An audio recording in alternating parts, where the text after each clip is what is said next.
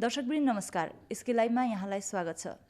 दर्शकवृन्द, आज हामीसँग हुनुहुन्छ भर्खरै मात्र अल इन्डिया तृणमूल कङ्ग्रेसमा सामेल हुनुभएका विनय तामाङज्यू र उहाँसँग हामी छोटो कुराकानी गर्न लागिरहेका छौँ।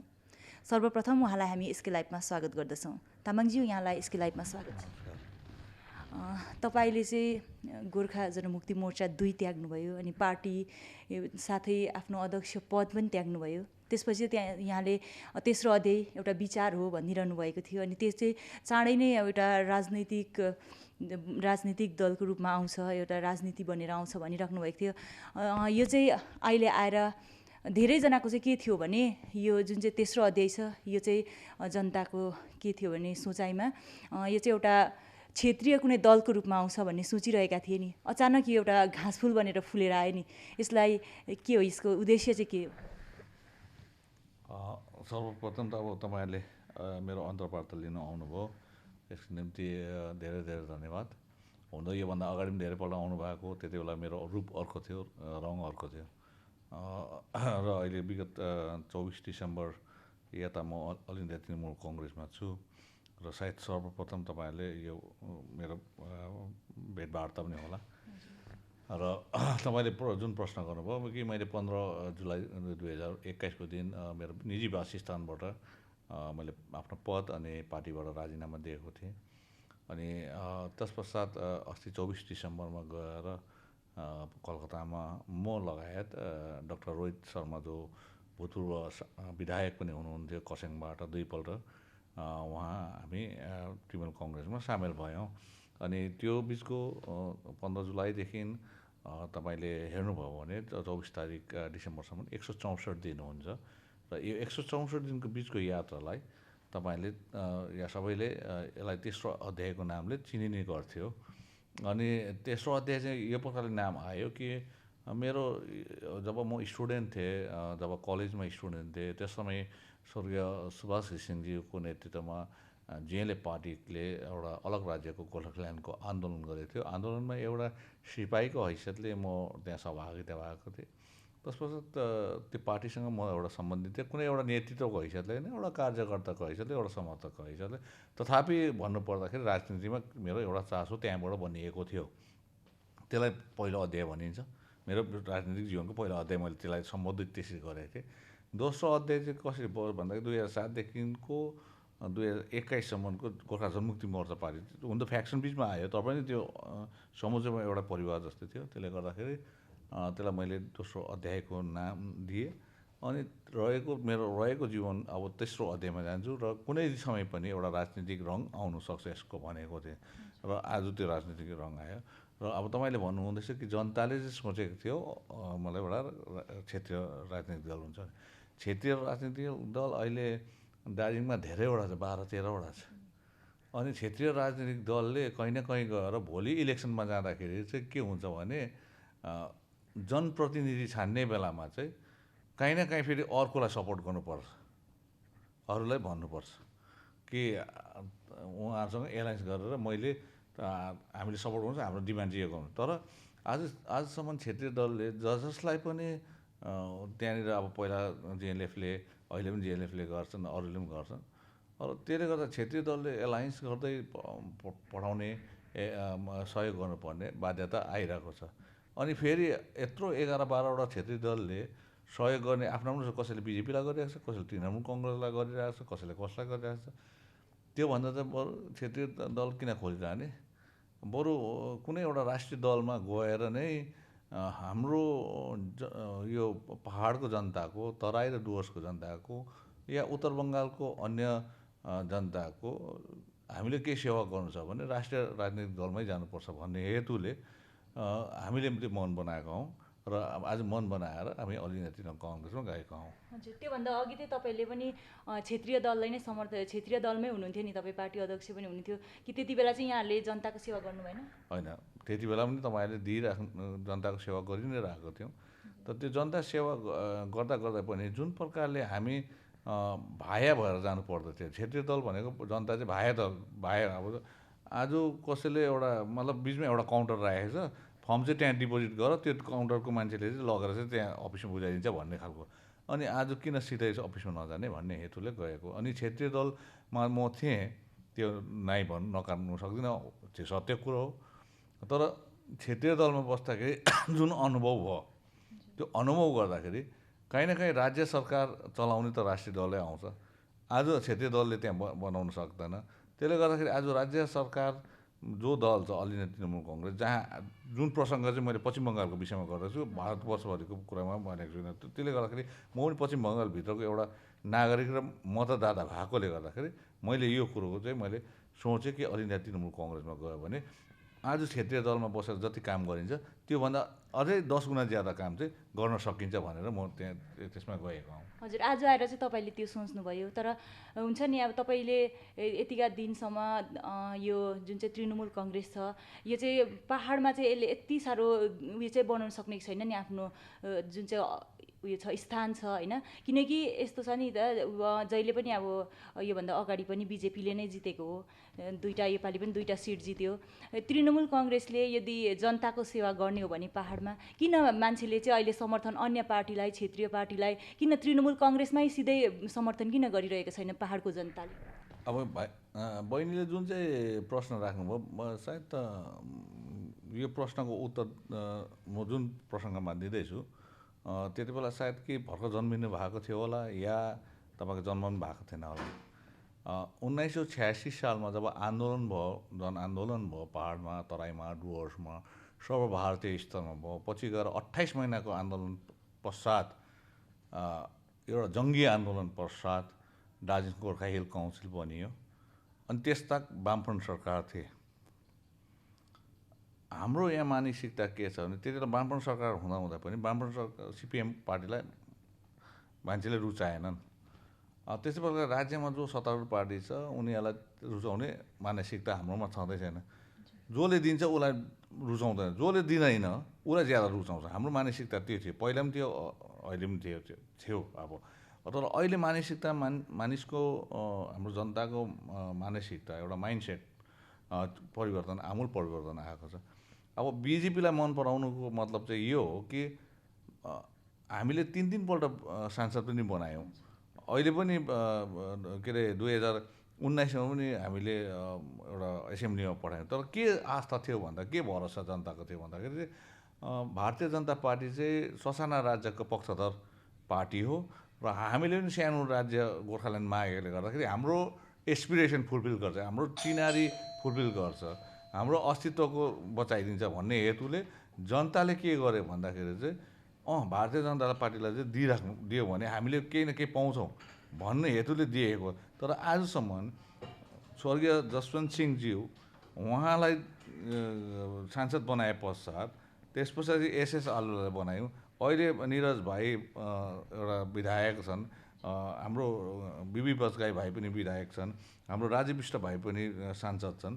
यतिकासम्म हामीले भारतीय जनता पार्टीलाई 2 जना पाहाडबाट मात्रै कुरा गरेको। मैले यतापट्टि मनोज तिग्गा भाइहरूको कुरा गरेको छुइनँ, डुवर्सको, उहाँ पनि बिजेपीले जित्नुभयो, तर हाम्रै गोर्खाहरूको भोटले डुवर्सबाट जित्नुभयो। किन भन्दाखेरि चाहिँ भारतीय जनता पार्टीले कुछ आज जोन बार्लाज्यूले जित्नुभयो, हाम्रो गोर्खाहरूले भोट हाल्यो किन भन्दाखेरि गोर्खाल्यान्ड दिन्छ भन्ने हिसाबले दिएको है डुवर्सको जनताले पनि। तर आजसम्म यत्रो हामीले सांसद बनायौँ, के अरे विधायक बनायौँ पश्चिम बङ्गालको विधानसभाको लागि, तर बिजेपीले चाहिँ के दियो अहिलेसम्म? तपाईँले त्यसमा के चाहिँ दियो अहिलेसम्म जनतालाई? के चाहिँ दिएको छ भन्नुहोस् ल, के चाहिँ दिएको छ? पासपोर्ट अफिस बनायो भन्दामा त हुँदैन, भएन। पासपोर्ट अफिस सिलगढीमा बनायौँ, तिमीहरू जानु पर्दैन कलकत्ता। त्यसले के पासपोर्ट कसले बनाउँछ? जोसँग पैसा छ, जो बाहिर जानु सक्छ। तर आम नागरिक जनताको लागि चाहिँ के गरेको छ बिजेपीले, त्यो हेर्नुपर्छ। तर 10 वर्षमा ममता ब्यानर्जी उहाँलाई, उहाँको पार्टीलाई र उहाँको सरकारलाई मन नपराए पनि आज पश्चिम बङ्गालमा बस्ने, हामीलाई बस्ने उसले नै हेरचाह गरिरहेको छ। हेर्नुहोस्, आज 2017मा हामी यता आइसकेपछि म चेयरम्यान भइसकेपछि हेर्नुहोस् स्टेट युनिभर्सिटी दियो, जबकि एक्टमा लेखिएको छ, जब सम्झौता गर्दा लेखेको छ, एनेक्चरमा लेखेको छ सेन्ट्रल युनिभर्सिटीको। आज सेन्ट्रल युनिभर्सिटी धरिदिएको छैन, जो जिटिएको सम्झौतामा लेखिएको कुरो हो, एनेक्चरमा लेखेको कुरो हो, त्यो पनि दिएको छैन। 11वटा जनजातिको माग थियो, त्यो जातिकोलाई जनजाति बनाउनु, त्यो पनि छैन। गोर्खाल्यान्ड त परै जाओस्, अब नरेन्द्र मोदीज्यू यिनीहरू 2014मा प्राइम मिनिस्टर क्यान्डिडेट हुँदाखेरि खप्रेलमा के भन्यो भने गोर्खाको सपना मेरो सपना भने त्यति दुईवटा सेन्टेन्सले भोट खलाम खुलुम लगेर गयो हो। 2016मा फेरि छट्टै आयो बागडोग्रा र बिरपाडाबाट के भन्दै नरेन्द्र मोदीले 11वटा जातलाई जनजाति भन्यो 11वटा जातको हाम्रो नेपाली जातको मुखस्त बोलिदियो मान्छे पनि गदगद अब चाहिँ जाति के अरे ट्राइबल पाउने रहेछ भनेर भोट हालेर गयो। अस्ति 2021मा पनि के भयो फेरि होइन 1921मा पिपिएसको कुरा आयो फेरि हुन्छ कि भने अब मान्छे वाक्कै भइसक्यो हेर्नुहोस् मान्छेलाई पनि दिन्छु भनेर दिएन भने मान्छे र अहिले जनताको मानसिकतामा धेरै परिवर्तन आएको छ र आउँदो दिनहरूमा हामीलाई जुन प्रकारले आँखामा धुलो हालेको छ भारतीय जनता पार्टीले त्यो धुलो हालेको चाहिँ अब चाहिँ कसिङ्गरहरू चाहिँ निकालिदिन्छ जनताले यो चाहिँ मैले आशा साँचेको छु। हजुर जुन चाहिँ अरूले के गर्यो कसो गर्यो भन्दा पनि तपाईँले चाहिँ हिजो मात्र एउटा प्रेस कन्फरेन्समा पनि भन्नुभयो है यो गोर्खाल्यान्ड चाहिँ गोर्खा जनमुक्ति मोर्चाको माग हो अनि यो चाहिँ तपाईँले भन्नुभएको छ टिएमसी पार्टीको माग होइन यो टिएमसी पार्टीको माग होइन भनेर तपाईँले भन्नुभएको छ हिजोको एउटा कन्फरेन्समा मैले हेरेको छु सुनेको छु। अनि त्यसो भए के विनय तामाङले चाहिँ गोर्खाल्यान्ड चाहँदैन? आज तपाईँलाई भन्नु यहाँ क्षेत्रीय दलले जसले जेएलएफले पहिला गोर्खाल्यान्ड मागे अहिले गोर्खा जनमुक्ति मोर्चा मागे अनि अलिअलि तृणमूल कङ्ग्रेस जन्मेको लागि गोर्खाल्यान्डको लागि होइन। त्यसले गर्दा उसको आफ्नो त्यो मुद्दा होइन गोर्खाल्यान्ड। अनि म त्यो अलिअलि तृणमूल कङ्ग्रेसभित्र पसिसकेपछि त्यो मुद्दा मेरो अलिअलि तृणमूल कङ्ग्रेसको हो भनेर म भन्नु सक्दिनँ किनभने त्यो मुद्दा होइन नै। होइन यहाँ सुन्नुहोस् आज विनय तामाङ त के प्रत्येक गोर्खा जो अहिले जीवित छन् जो अहिले नानी छ जो गर्भको नानी फेरि जन्मिन्छ भोलिको दिनमा उसको रगतमा गोर्खाल्यान्ड त कुच्छ भने विनय तामाङको रगतमा पनि गोर्खाल्यान्ड कुच्छ। तर दिने जग्गा जहाँ छ दिल्ली भारतीय राजनैतिक परिपाटी जुन चाहिँ छ माथि गोर्खाहरूमाथि तपाईँ पनि एउटा गोर्खाको चेली भएकोले गर्दा छोरी भएकोले गर्दा तपाईँले ठन्डा दिमागले सोच्नुहोस् कि दिल्ली रेडी छ अहिलेसम्म दिनको लागि तयार छ। गोर्खाल्यान्डको लागि शब्द त उच्चारण गर्दैन। भारतीय जनता पार्टीको मेनिफेस्टोमा हेर्नुहोस् गोर्खाल्यान्ड शब्द लेखेको छैन। लङ पेन्डिङ डिमान्ड भनेर पो लेखेको छ। लङ पेन्डिङ डिमान्ड त के हो लेख्नु चाहिँ किन मान्दैन गोर्खाल्यान्ड भनेर अलग्गै। आज पिपिएस भन्छ तर किन सिधा गोर्खाल्यान्ड नभनेको फेरि? त्यसले गर्दाखेरि तपाईँ एउटा गोर्खा चेली मलाई प्रश्न सोध्नुहुन्छ विनय तामाङ पनि गोर्खै हो अब तपाईँ छोरी हो एउटा गोर्खाको तपाईँले भन्नुहोस् दिल्ली रेडी छ? कति चाहिँ वर्ष भइसक्यो बहिनी? तपाईँको उमेरभन्दा ज्यादा मान्छे यहाँ मरिसक्यो। होइन त्यही त हेर्नुहोस् आज हेर्नुहोस् भारतीय गोर्खाले भारत मातालाई सेवा गरेको कति भयो? स्वतन्त्र दिलाउनको निम्ति भारतलाई स्वतन्त्र दिलाउनको निम्ति के हाम्रो सन्तानको योगदान थिएन? छ। इतिहासले देखाइरहेको छ। सावित्री देवीको इतिहास त खेरो जाँदैन। दुर्गा मल्लको इतिहास खेरो जाँदैन। यति हामीले उहाँको त 1-2जनाको नाम इतिहासले देखाइरहेको छ हो। त्यहाँदेखि भारत स्वतन्त्र भइसकेपछि पनि भारत निर्माणको निम्ति हाम्रो के गोर्खाहरूले योगदान दिएको छ? आज गएर भारतको सीमामा जो हाम्रो सन्तानहरूले देशको सेवा गरेर रक्षाको छ -50 डिग्रीमा साइचेन ग्लेसियरमा गएर पनि 6 महिना बस्दिन्छ। के को लागि? भारतमा त्यसको के मूल्याङ्कन भएको छ? के मूल्याङ्कन गरेको छ? अटल बिहारी वाजपेयी जो बितेर गए उहाँ अटल बिहारी वाजपेयी बितेर गए उहाँलाई म माफी चाहन्छु। उहाँको मृत आत्माले मलाई माफ गरौँ। उहाँको पर्सनल एकदम ट्रस्ट भएको अङ्गरक्षक को थियो? तकदाहको भाइ थियो। अन्त उसकै टाइममा आफ्नै अगाडि गोर्खा अङ्गरक्षक आफ्नो भरोसामन्द गोर्खा रक्षक हुँदा गोर्खाल्यान्ड उनीहरूले 3टा राज्य बनाउँदा उसले त्यो हेरेन। आज हेर्नुहोस् कङ्ग्रेसको कुरा गर्नु हो भने आज राहुल गान्धी उहाँ हुनुहुन्छ र हाम्रो इन्दिरा गान्धी उहाँको घरभित्र कतिजना छन् गोर्खाहरू? हेर्नुहोस् कतिजना गोर्खालाई राखेको छ त्यहाँ छोरी दिदी बहिनीहरू भाइहरू। मतलब काम गर्ने सही तर विश्वास गरेर राखेको छ नि उनीहरूको दिमागमा छैन यिनीहरूलाई गोर्खाल्यान्ड चाहिन्छ भनेर। त्यो मानसिकता खोइ लिडिङ पोलिटिकल पार्टीहरूको जसले राष्ट्रिय राजनीतिक दलको जसले शासन चलाउने पार्टीहरूको खोइ चाहे अपोजिसनमा बसेको होस् या रुलिङमा बसोस् उनीहरूले के हेरिरहेको छ अहिलेसम्म के दिने मानिस आज किन दिनु सक्दैन हामीले माग्दा पनि मान्छे मारि पठायौँ सन्तान गुमायौँ हामीले सहिद आज मेरो घरमा सहिद भएको छैन बहिनीको तर जो घरमा सहिद भएको छ उसले त कमी भइरहेको छ नि कसैको बुढा मरिरहेको छ कसैको बुढी मरिरहेको छ कसैको बाउ मरिरहेको छ कसैको आमा कसैको नानी कसैको छोरा छोरी मरिरहेको छ उसलाई के भइरहेको छ होला यत्रो एकजना मरेको होइन नि आज काश्मीरदेखि जम्मू काश्मीरदेखि र पन्जाबको अपरेसन ब्लू स्टारको घटना पछाडि सबसे ज्यादा शहीदहरू भएको जग्गा भन्यो भने हामी दार्जिलिङ र डुवर्स पर्छ अन्त खोइ त्यसको मूल्याङ्कन भएको तपाईँले भन्नुहुन्छ माग्नु नमाग्नु भने माग्नु नि मागेको हो त चिच्चाको कराको अनेक किसिमको 105 दिनको पनि गरेको खोइ बोलेको चुई बोलेन त त्यही भोटले जितेर गएको एसएस आलोले कन्डोलेन्स मेसेज धरि पनि एउटा समवेदना सन्देशधरि हाम्रो शहीद हुँदाखेरि पठाएन भने तपाईँले के आशा गर्नुहुन्छ यो भारतीय जनता पार्टीसँग के गर्नु सक्छ अहिले उसकै सरकार छ अन्त के मैले फ्युटल एक्सर्साइज गर्नु कि मैले पनि भन्नु दिन्छ हो दिन्छ त्यता गएको भन्नु मैले जहाँनिर तपाईँलाई जुन गाईले दुधै दिँदैन बैली भइसकेको छ त्यो गाईलाई चाहिँ हामीले चारो खुवाइरहनु घाँस खुवाइरहनु दाना खुवाइरहनु आज त्यो बाहेक गोर्खाल्यान्ड त एउटा सेन्सिटिभ र ठुलो कन्स्टिट्युसनल कुरो हो उनीहरू दिने पक्षमै छैन तर त्यो किन मैले समय नष्ट गर्नु त्यसमा जब हुँदैन अहिले जुन दिन हुने सम्भावना होला नि तर अहिले नहुँदाखेरि किन समय नष्ट गर्ने एक अब त्यो बाहेक गोर्खाल्यान्ड बाहेक अरू समस्या छैन बहिनी पनि पाहाडकै चेली हो छोरी हो के हाम्रोमा चिया बगानमा बस्ने हाम्रो सन्तानहरूको लागि चाहे तराईमा होस् चाहे डुवर्समा होस् चाहे पाहाडमा होस् सिन्कुना बगानमा बस्नेहरूको लागि फरेस्ट भिलेजमा बस्नेको लागि लिज ल्यान्डमा बस्नेको लागि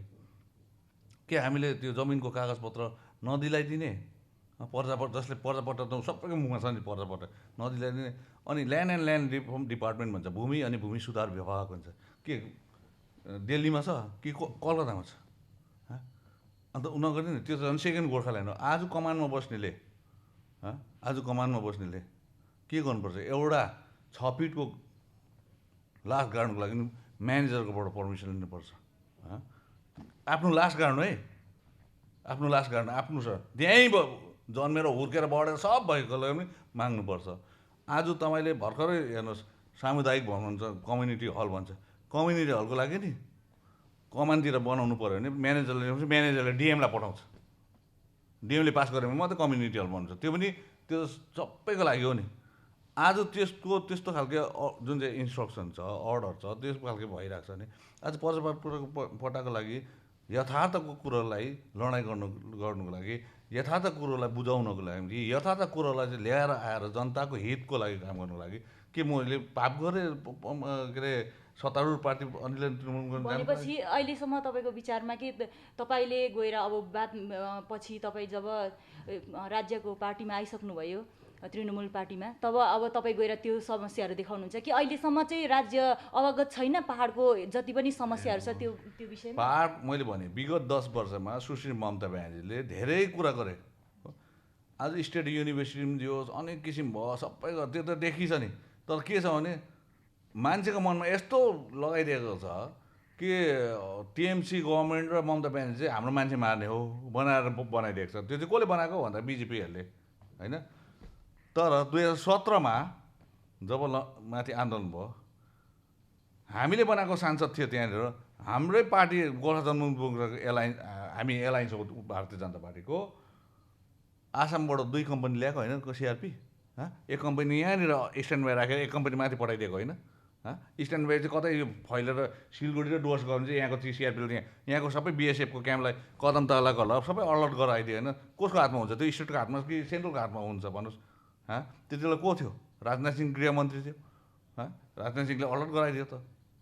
होइन त्यसले गर्दाखेरि हेर्नुहोस् यो सबै कुरो चाहिँ जो मान्छेले प्रत्यक्ष अप्रत्यक्ष रूपमा हामीलाई बिगार्दैछ त्यसलाई चाहिँ देउतै मान्छौँ बिगार्नु त डरलाग्दो बिगारिरहेको छ केही पनि दिएको छैन आज पश्चिम बङ्गालभित्र तपाईँ पनि बस्नुहुन्छ म पनि बस्छु अनि हामीले चाहिँ ममता ब्यानर्जीसँग मिलेर काम गर्छु भन्दा के मैले के पाप गरेर काम गर्छु मात्रै होइन हाम्रो जनताको एस्पिरेसन जो छ पर्जापट्टा होस् फुल फ्लेजेड दार्जिलिङ हिल युनिभर्सिटी होस् यहाँको टुरिज्म सेक्टरलाई अझै बृहत रूपमा एक्सप्लोर गरेर लानुको लागि भर्जिन जुन प्रकारको टुरिज्म सेक्टरहरू छ त्यसलाई अझै एक्सप्लोर गर्नको निम्ति गभर्मेन्ट अफ वेस्ट बेङ्गलको टुरिज्म डिपार्टमेन्टबाट के हस्पिटलहरू राम्रो बनाऊ, शिक्षा व्यवस्थालाई अझै राम्रो गरौँ। बेरोजगारको समस्या छ, प्रत्येक घरमा पढे लेखेको छोराछोरी भाइ बहिनीहरू छ, उनीहरूलाई केही हदसम्म बेरोजगारको समस्या समाधान गर्नुपर्छ भन्न हेतुले आज मैले टिएमसीमा जाँदाखेरि मैले के पाप गरेँ? तपाईँले पाप गर्नुभएको भन्दा पनि तपाईँले पाप गर्नुभयो गर्नु भएन भन्ने कुरा होइन होइन। तपाईँले जुन चाहिँ भनिरहनु भएको छ कि यो जति पनि पर्जापट्टाको भयो, यो जति पनि ओभरअल डेभलपमेन्ट छ जुन चाहिँ राज्यले गर्नु सक्ने, यो विषयमा चाहिँ अब तपाईँले काम गर्नुहुन्छ अघि भनिरहनु भएको छ होइन, अब राज्यसँग मिलेर। तर योभन्दा अगाडि चाहिँ किन राज्यले अहिलेसम्म पर्जापट्टाको माग त आजको होइन नि? होइन, यस्तो नि त हेर्नुहोस्, मैले तपाईँले एउटा कुरा, जब चेयरम्यान थिएँ नि मैले पर्जापट्टाको कमिटी पनि बनाएको हामीले, बुझ्नुभयो, भेरिफिकेसन पनि गर्ने भएको थियो होइन। त्यहाँदेखि तुरन्तै हामी 19मा इलेक्सनमा गइगयौँ। म त 2017को 21 तारिक सेप्टेम्बरमा मेरो जिटिए चेयरम्यान भएर गभर्मेन्टले नोमिनेटेड एउटा एडमिनिस्ट्रेटर बनायो। तर 26 तारिकदेखि त दसैँ थियो त्यति बेला, 26 सेप्टेम्बरदेखि हेर्नुहोस् अहिले क्यालेन्डर। त्यसले गर्दा मैले काम गर्नु पाइनँ। तर दसैँ तिहार पछाडिदेखि मैले एउटा फुल फ्लेजेड मैले चेयरम्यान एज अ चेयरम्यान जिटिए काम गरेँ। 2018मा यो कुरो मैले राखेर गएँ। त्यहाँनिर हाम्रो पार्टीको पनि एउटा कमिटी बनियो, उनीहरूले पनि भेरिफिकेसन गर्ने भयो। त्यो गरेर गभर्मेन्ट प्रोसेस हो बहिनी। आज तपाईँ मेरो घरमा आएर यस्तो गरिदिनुहोस् न भन्दाखेरि गरिदिउँला भोलिपल्ट। तर गभर्मेन्टको चाहिँ धेरैवटा प्रोभिजन, ललाई पनि हेर्नु पऱ्यो, सबै कानुनलाई हेर्नु पऱ्यो। Land and land reform department छ, West Bengal land and land reform act 1955 साललाई पनि हेर्नु पऱ्यो, कतिलाई एनेक्स गर्नुपर्छ के गर्नुपर्छ त्यो पनि हेर्छ, मौजा भेरिफिकेसन गर्नु, यसको धेरै प्रक्रिया छ। आज एसेम्ब्लीमा भोलि वेस्ट बेङ्गलले पास गर्यो भने पनि त्योलाई अब पाउनुसम्मको लागि जुन प्रोसेस हुन्छ त्यो 2-3 वर्ष लाग्छ। भेरिफिकेसन यत्रो ब्लक छ, यत्रो मौजाहरू छ। त्यसले गर्दाखेरि मैले लाँदै गर्दाखेरि 2019को इलेक्सन आयो। त्यस पश्चात फेरि म लड्नु पऱ्यो, चेयरम्यान छोड्नु पऱ्यो। अब हेर्नुहोस्, अब जो ममता ब्यानर्जीले दिन्छु भन्दैछ, दिने मान्छेले चाहिँ दिँदै पनि छ, दिइ पनि रहेको छ, उसलाई चाहिँ केही पनि दिँदैन। फेरि यहाँकोले एउटा एमएलए पनि दिँदैन। अन्त कसरी चाहिँ हुन्छ कि अब उसकोबाट चाहिँ चुसेकै हामीले पनि त के दिनु पऱ्यो? हेर्नुहोस् होइन, आज तपाईँले मलाई कोसेली भनेर आधा केजी मिठाई ल्याएर पाहुनाको रूपले ल है पाहुना आएको भनेर आधा केजी तपाईँलाई पनि खाना खुवाएर पठाउँछ नि होइन। अन्त अब हामी चाहिँ खुवाएको मतलब उसले चाहिँ खुवाएको हाम्रोबाट चाहिँ केही पनि छैन। जनप्रतिनिधि चाहिँ किन दिँदैन? यही पर्जापट्टाको आवाज उठाउनको लागि हामीले एमएलए बनाउनुपर्छ। यही पर्जापट्टाको आवाज उठाउनुको लागि एमपी पनि दिनु पऱ्यो। तब पो हामीले यत्रो दिउँ के भयो? बिजेपीलाई त गोर्खाल्यान्डको लागि 3टा एमपी दिइसक्यौँ, एमएलएहरू दिइसक्यौँ, अझै डुवर्सको एमपीहरू जोड्नु डल्लै गऱ्यो भने त निकै दिइसक्यौँ। र त दिँदैन भने जसले दिँदैछ उसलाई पनि केही त दिनु पऱ्यो। आज बिजेपीलाई जति चाहिँ हामीले एमपी र एमएलए दिएको भए नि उहिले हुन्थे, अस्ति नै हुन्थे यो कुरो। अब दिने मान्छेलाई पनि अलिक खुसी बनाउनु पऱ्यो नि होइन। जुन गाईले दुध दिन्छ उसलाई सुमसुमाउनै पर्छ, बुझ्नुभयो त? अब उसलाई हिकाइरह्यो भने त लाताले दिन्छ नि, त्यसले र पनि अहिले त लाताले देख्छ। कमसेकम म त्यहाँ गएको छु, हेर्नुहोस्, कमसेकम उसले केही दिन्छ भने चाहिँ हामीले पनि केही दिनुपर्छ। त्यो रेसिप्रोकल हो। मैले बहिनीलाई इज्जत दिएँ भने त बहिनीले मलाई पनि इज्जत दिन्छ। मैले बहिनीलाई एक थप्पड हिँड्यो भने बहिनीले पनि मलाई एक थप्पड हिँड्छ। हेर्नुहोस्, इज्जत चाहिँ रेसिप्रोकल हुनुपर्छ। त्यसले गर्दाखेरि आदान प्रदान हुन्छ। रोटी दोहोरो पाक्नुपर्छ, एकपट्टि होइन। उसले दिँदैछ एकपट्टि पाके हामीले पनि अरूपट्टि पकाइदिनुपर्छ। हेर्नुहोस्, यो चाहिँ मेरो भनाइ हो। हजुर, इलेक्सनको कुरा उठिहाल्यो है। तपाईँले चाहिँ पहिला भन्नुभएको थियो म इलेक्सन लड्दिनँ भनेर। अब त तपाईँ त्यो पार्टीमा पनि हुनुहुन्न। अनि नयाँ पार्टी जोइन गरिसक्नु भएपछि चाहिँ तपाईँ तृणमूल कङ्ग्रेसमा आइसक्नु भएपछि चाहिँ कुनै पनि भविष्यमा राजनैतिक कुनै पनि इलेक्सनहरू आयो भने तपाईँ लड्नुहुन्छ कि हुन्न? यो कुरो कम्तीले सोधिसकेन हो, तपाईँले पनि सोध्नुभयो। अब यसको उत्तर चाहिँ म यसरी दिन चाहन्छु। जति बेला म 2019मा इलेक्सन लडिसकेपछि मैले जिटिएको चेयरम्यान मैले अनित थापा भाइलाई दिइसकेपछि मैले त्यस बेला गोर्खा जनमुक्ति मोर्चा विनय खेमाको हैसियतले म अबदेखि चुनाव लड्दिनँ र म अर्गनाइजेसन एउटा सङ्गठनलाई म हेर्न चाहन्छु र सङ्गठनप्रति मेरो एउटा भागीदारी हुन्छ। अनि साथसाथै सङ्गठनमा जन्मिएको कुरोहरू मुद्दाहरू चाहिँ म सरकार समक्ष लान्छु भनेर भनेको थिएँ। इलेक्सन लड्दिनँ भनेको थिएँ। त्यो चाहिँ हो, म गोर्खा जनमुक्ति मोर्चामा हुँदाखेरि म आफै पार्टीको सुप्रिम अथोरिटी भएकोले गर्दाखेरि मैले त्यो भनिपठाएँ, भनेको पनि थिएँ, त्यो सत्य कुरा हो। अहिलेको पार्टीको सुप्रिमो चाहिँ सुश्री ममता ब्यानर्जी हो, सेकेन्ड सुप्रिमो चाहिँ अभिषेक ब्यानर्जी हो। भोलिको दिनमा तैँले तेरो जनताको सेवा गर्नु चाहिँ तैँले यो प्रकारले जानुपर्छ भनेर यदि उहाँले आदेश दिन्छ भने त्यो पार्टीको अनुशासनलाई मैले सिरोपर गर्नुपर्छ, पार्टीको आदेश गर्नुपर्छ। र भोलि उहाँले कुनै पनि क्षेत्रीय चुनावमा होस् या राष्ट्रिय चुनावमा तँ भागीदारी हुनुपर्छ र तँ एउटा मैदानमा आउनुपर्छ भनेर यदि पार्टीको हाइकमान्डबाट आदेश हुन्छ भने त्यो मैले स्वीकार गर्नुपर्छ फेरि, किनभने म अहिले गोर्खा जनमुक्ति मोर्चा होइन, अलि नेत तृणमूल कङ्ग्रेसमा छु। हजुर, तपाईँले यो जुन चाहिँ हाम्रो केन्द्रको सरकार छ, केन्द्रको पार्टी छ भारतीय जनता पार्टी होइन, यसले चाहिँ जनताको पाहाडको जनताको आँखामा धुलो हाल्ने काम गरिरहेको छ भन्नुभयो है। तर सांसदले चाहिँ अलग राज्यको कुराहरू उठाउँदैछ नि सदनमा, यसलाई चाहिँ तपाईँले कसरी लिनुहुन्छ? अनि जुन चाहिँ भोलिको दिनमा जुन चाहिँ अहिले त्रिपक्षीय वार्ता पनि हुँदैछ, भयो एउटा होइन, फेरि पनि भएर यदि साँच्चै नै अलग राज्य दियो भने त्यसमा तपाईँको समर्थन हुन्छ कि हुँदैन? हेर्नुहोस्, एउटा कुरा तपाईँले त्रिपक्षीय वार्ता भयो भन्नुभयो। त्रिपक्षीय वार्तामा रेजिडेन्ट कमिसनर मात्रै गएको थियो बङ्गालबाट। रेजिडेन्ट कमिसनर भनेर गएको पनि होइन, उसको त अफिसै के अरे दिल्लीमा हुन्छ। पहिला हाम्रोमा राजीव भन्ने भाइ थियो जो बिजनबारी बिडिओ हुनुहुन्थ्यो। पछि हामी सभासद हुँदाखेरि एकपल्ट म त्यहाँ जाँदाखेरि रेजिडेन्ट अफिसर ऊ थियो, बुझ्नुभयो त, WBCS अफिसर, योपालि IAS अफिसर रहेछ। रेजिडेन्ट रिटायर्डहरूलाई पनि राख्छ त्यहाँनिर, त्यो थियो। अर्को कुरो त्रिपक्षीय वार्ता जुन 12 तारिक भयो त्यो समयमा, त्यसको तपाईँले हाम्रो कतिजना, मैले त गरिनँ, हाम्रो कतिजना यहाँको स्थानीय उसले RTI गरेको थियो, RTIमा मेन्सन भएको छैन भनेपछि त्यसलाई त्रिपक्षीय वार्ता अफिसियल वार्ता भन्न सकिँदैन, त्यसलाई पनि आँखामा धुलो हालेको। आज सांसद राजु बिष्ट भाइले बारम्बार उठाउँछ भन्दैछ, अस्ति पनि एउटा भाइरल भएको थियो कि आसामको सांसदले चाहिँ डाइरेक्ट उठाइदियो, त्यो 0 आवरमा उठाएन। हाम्रो सांसद भाइले चाहिँ 0 आवरमा मात्रै हुन्छ, 0 आवरमा उठाएको चाहिँ केही पनि होइन, त्यो चाहिँ राति डाँडामा बसेर स्याल कराएको जस्तो मात्रै हो। स्याल चाहिँ करायो, कुखुरा चाहिँ हराउँदैन त्यो डाँडामा। त्यसले गर्दाखेरि आज फेरि एकदमै स्पष्ट रूपमा गोर्खाहरूको लागि गोर्खाल्यान्ड चाहिन्छ, भारतको गोर्खालाई भनेर एकदम दमदार स्पिच दिएको चाहिँ मैले सुनेको छुइनँ। खोइ भाइ बहिनीहरूले सुनेको छ भने त भन्नु।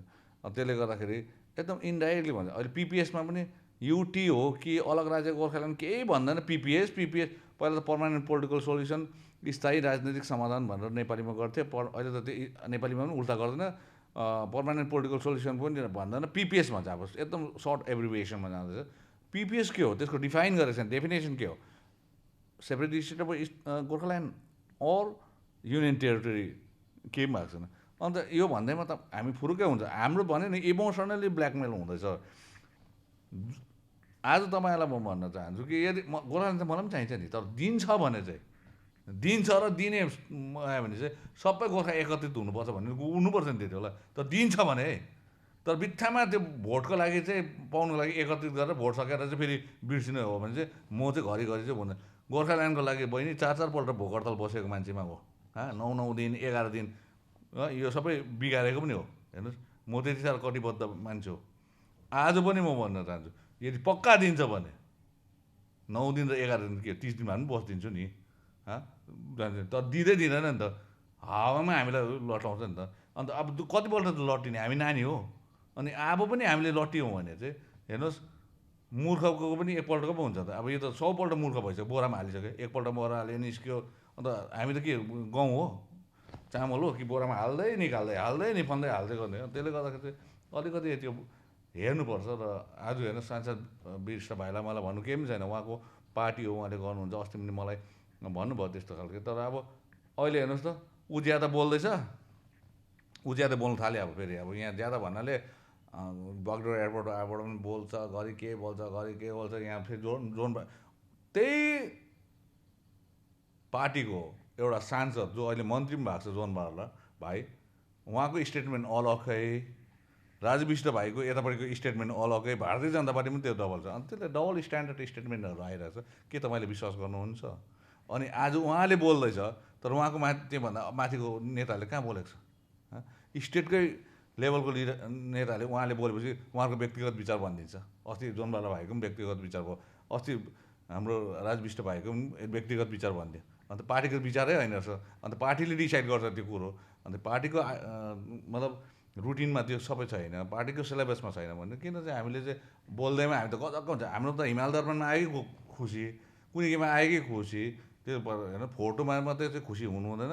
भित्र हामी त डेलिगेसनमा जाने मान्छे हौँ, हामी त बहुत डेलिगेसनमा गएर आएको, भित्र कस्तो हुन्छ के हुन्छ सबै थाहा छ हामीलाई। हजुर, यो त्रिपक्षीय वार्ता जुन चाहिँ भइरहेको छ यसमा राज्य जाँदै नजानुको कारण चाहिँ के हो? अब हेर्नुहोस्, मलाई त कसरी सोध्नुहुन्छ? तपाईँको विचारमा चाहिँ के लाग्छ? तपाईँ पनि अहिले राज्यसँग हेर्नुहोस्, एउटा कुनै पनि त्रिपक्षीय वार्ता बोलाउनु अगाडि, आजभन्दा अगाडि घिसिङको टाइमदेखि, स्वर्गीय सुभाष घिसिङको टाइमदेखि विमल गुरुङको टाइमसम्म चाहिँ त्यो त्रिपक्षीय वार्ता हुनुभन्दा अगाडि चाहिँ पहिला द्विपक्षीय वार्ताहरू ज्यादा हुन्छ।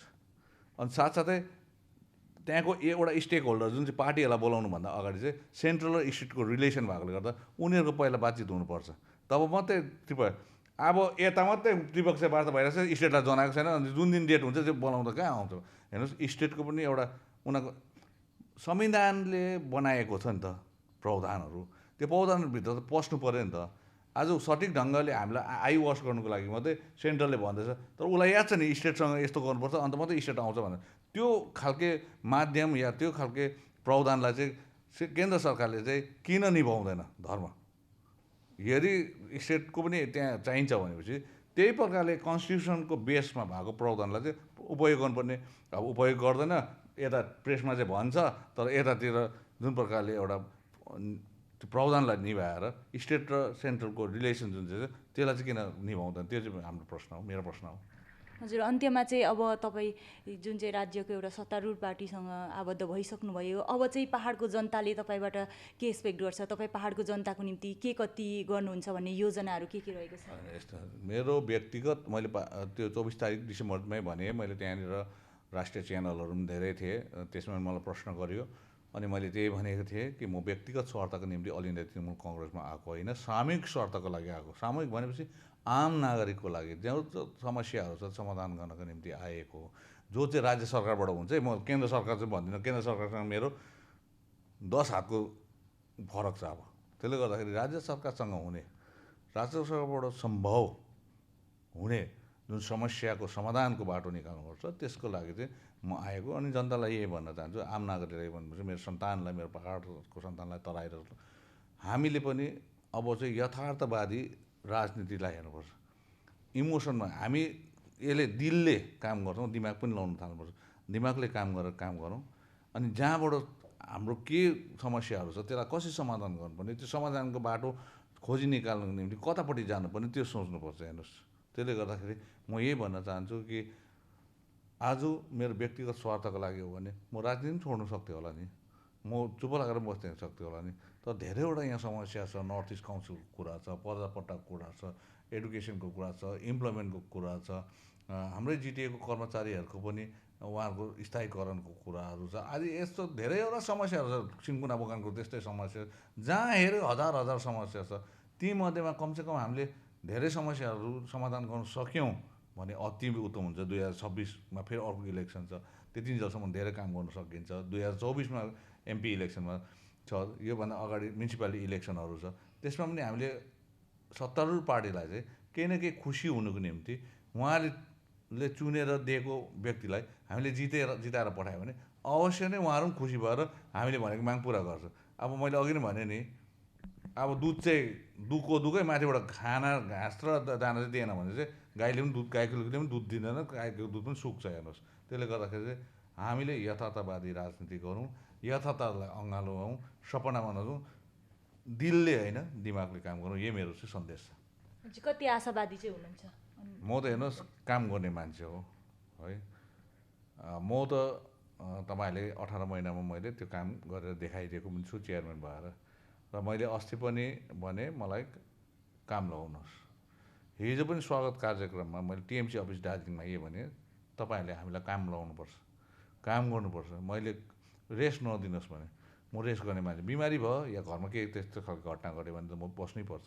अन्यथा म जनताको सेवाको निम्ति हरदम 24 घन्टा म लागि परेको हुन्छु। अनि हामी पनि लागि परेको हुन्छ, सम्पूर्ण तृणमूल कङ्ग्रेस पार्टी लागि परेको हुन्छ। यो तपाईँहरूलाई आश्वस्त गर्न चाहन्छु अनि तपाईँलाई भरोसा र विश्वास पनि दिलाउन चाहन्छु। हस् त, धन्यवाद यहाँलाई।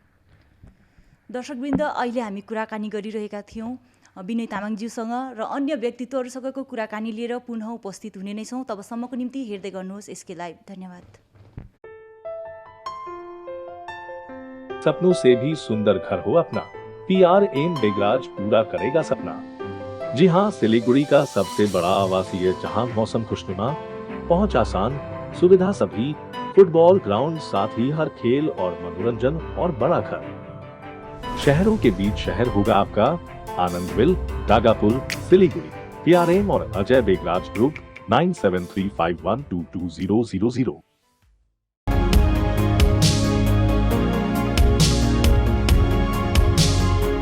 To make a successful career in nursing is now possible.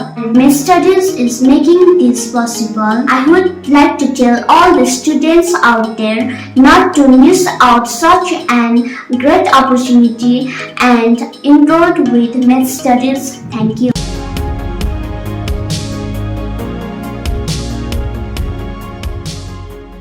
Readymade garments की होलसेल दुकान, जहां मिले आपको सारा सामान। राजधानी गारमेंट्स है जिसका नाम। लेडीज हो या जेंट्स, बच्चों के लिए हो या बड़ों के लिए, विंटर कलेक्शन या समर कलेक्शन, नॉर्थ बंगाल की सबसे बड़ी होलसेल दुकान।